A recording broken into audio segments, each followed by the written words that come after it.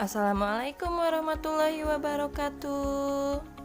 Apa kabarnya hari ini? Semoga kita semua selalu berada dalam lindungan Allah Subhanahu wa Ta'ala.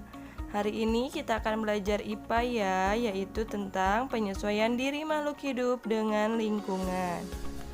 Salah satu ciri makhluk hidup adalah mampu menyesuaikan diri dengan lingkungan. Yang pertama kita akan bahas tentang penyesuaian diri hewan dengan lingkungan. Beberapa hewan melakukan penyesuaian diri terhadap lingkungan. Kemampuan makhluk hidup untuk menyesuaikan diri terhadap lingkungan disebut juga adaptasi. Tujuan penyesuaian diri pada hewan diantaranya untuk memenuhi kebutuhan hidup seperti makan, minum, berkembang biak, melindungi diri dari musuh, dan mempertahankan jenisnya. Selanjutnya, kita mulai dari pembahasan yang pertama ya, yaitu penyesuaian hewan dalam memperoleh makanan. Makanan merupakan salah satu kebutuhan pokok hewan. Hewan mempunyai alat tubuh yang sesuai untuk mendapatkan makanan dari lingkungannya. Ada banyak penyesuaian bentuk bagian tubuh hewan berkaitan dengan jenis makanannya.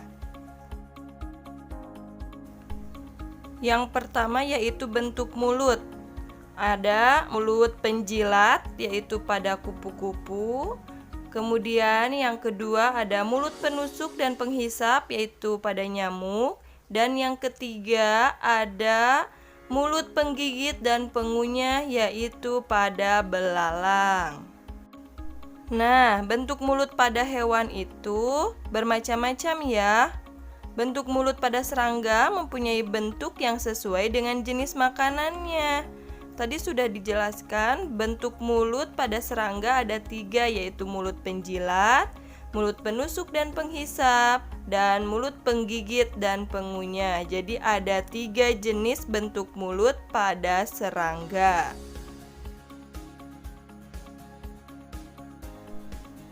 Yang kedua yaitu bentuk paruh dan kaki burung. Bentuk paruh burung itu bermacam-macam ya. Bentuk paruh burung dipengaruhi oleh jenis makanannya. Yang pertama yaitu jenis paruh pemakan ikan. Ciri dan fungsinya paruh panjang dan berkantong besar pada bagian bawahnya, contohnya pada burung pelikan dan burung bangau. Kemudian jenis paruh selanjutnya yaitu pemakan daging. Ciri dan fungsi paruhnya tajam, kuat, runcing, dan agak membengkok untuk menggoyak daging. Contohnya pada elang dan burung hantu. Kemudian jenis paruh pemakan biji. Ciri dan fungsi paruhnya pendek, tebal, dan runcing untuk memecah biji-bijian. Contohnya pada burung pipit. Selanjutnya yaitu jenis paruh penghisap madu. Ciri dan fungsinya paruhnya kecil, runcing, dan panjang untuk memudahkan burung penghisap madu yang ada di dasar bunga. Contohnya yaitu burung kolibri.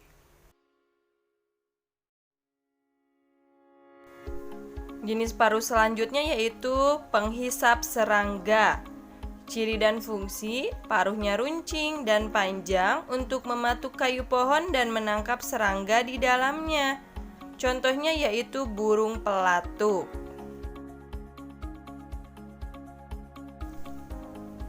Jenis selanjutnya yaitu bentuk kaki burung. Jenis kaki yang pertama yaitu kaki petengger. Ciri dan fungsinya jari kaki panjang dan datar yang membantu burung untuk bertengger pada ranting-ranting pohon.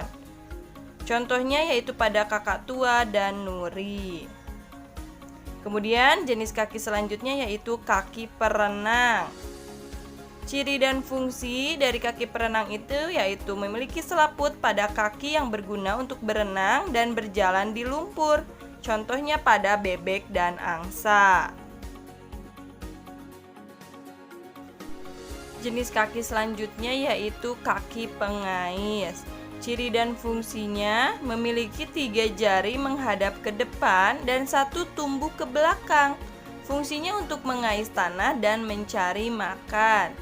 Contoh dari kaki pengais yaitu ayam dan kalkun. Jenis kaki selanjutnya yaitu kaki pemanjat. Ciri dan fungsi dari kaki pemanjat yaitu terdiri atas 4 jari, 2 di depan dan 2 di belakang. Fungsinya untuk memudahkan saat memanjat. Contoh dari kaki pemanjat yaitu burung pelatuk.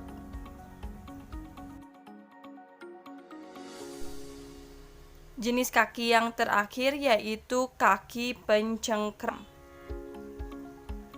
Ciri dan fungsinya, jari kakinya pendek, kuku melengkung tajam, dan cakar kuat untuk mencengkram mangsa. Contohnya yaitu pada burung elang dan burung hantu. Penyesuaian diri selanjutnya yaitu terdapat pada bentuk gigi. Yang pertama itu harimau. Harimau itu mempunyai taring yang tajam, yaitu untuk apa? Untuk menggoyak makanan. Terus kuda. Kuda dan hewan herbivor memiliki gigi seri dan geraham yang kuat untuk mengunyah rumput. Selanjutnya yaitu hewan pemakan segala. Seperti kera dan monyet memiliki gigi seri, taring, dan geraham yang berkembang dengan baik. Hal itu dikarenakan jenis makanannya yang beragam. Selanjutnya yaitu penyesuaian hewan untuk mempertahankan diri. Beberapa hewan dapat melakukan penyesuaian diri untuk mempertahankan diri dari musuh. Yang pertama yaitu kamuflase. Kamuflase merupakan kemampuan hewan untuk menyamarkan diri dari pemangsa. Penyamaran yang dilakukan yaitu dengan menyesuaikan warna atau bentuk tubuhnya menyerupai lingkungan. Contoh hewan yang berkamuflase adalah bunglon. Kulit bunglon dapat berubah warna sesuai dengan lingkungan. Hal itu dilakukan agar bunglon tidak mudah ditangkap oleh predator atau pemangsa.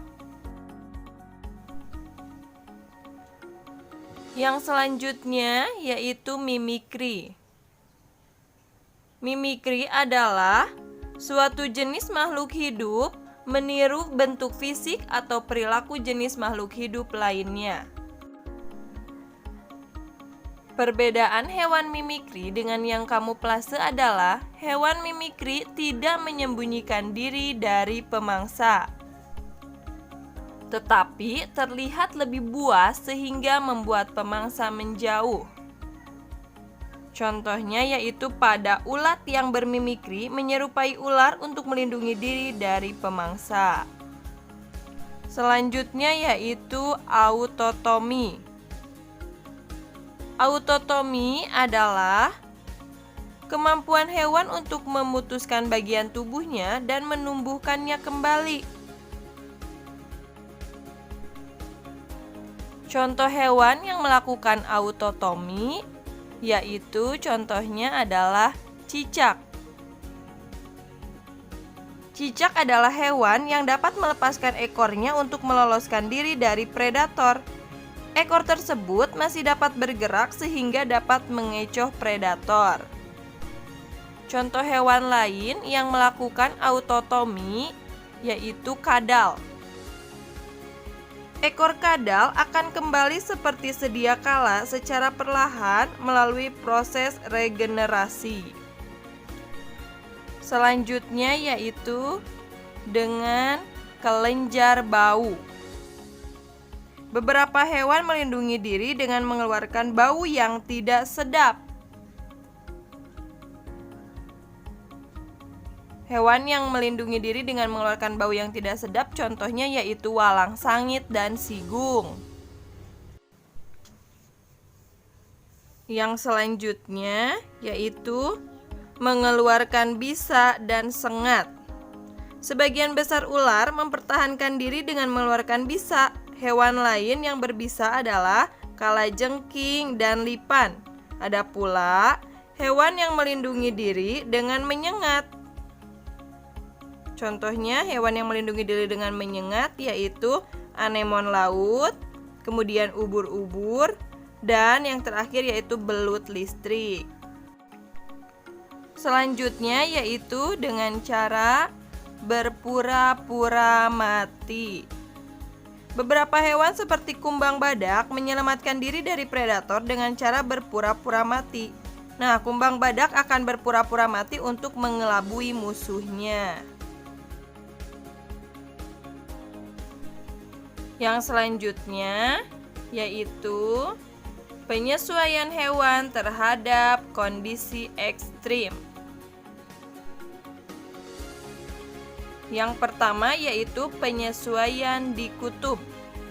Kutub adalah daerah yang memiliki suhu sangat dingin. Hewan yang hidup di kutub seperti beruang kutub dan penguin beradaptasi dengan menyimpan cadangan lemak yang tebal di bawah kulitnya. Lemak tersebut membuat mereka tetap hangat di daerah yang bersuhu sangat dingin. Penyesuaian selanjutnya yaitu penyesuaian di gurun. Gurun yaitu salah satu kondisi ekstrim. Di gurun pasir, hewan yang hidup di gurun pasir yaitu unta. Unta memiliki punuk yang berisi cadangan lemak. Lemak tersebut akan dipecah menjadi energi ketika unta tidak menemukan makanan. Kemudian unta juga memiliki usus yang lebih panjang daripada hewan mamalia lain, sehingga dapat menyerap air sebanyak-banyaknya dari makanan yang dimakan. Kemudian, unta memiliki bulu mata yang lebat dan hidung yang dapat menutup untuk mencegah pasir gurun masuk ke dalam hidung dan mata ketika terjadi badai pasir. Nah, itu merupakan penyesuaian diri hewan dengan lingkungannya. Alhamdulillah, sampai di sini dulu pertemuan kali ini. Semoga bisa bermanfaat.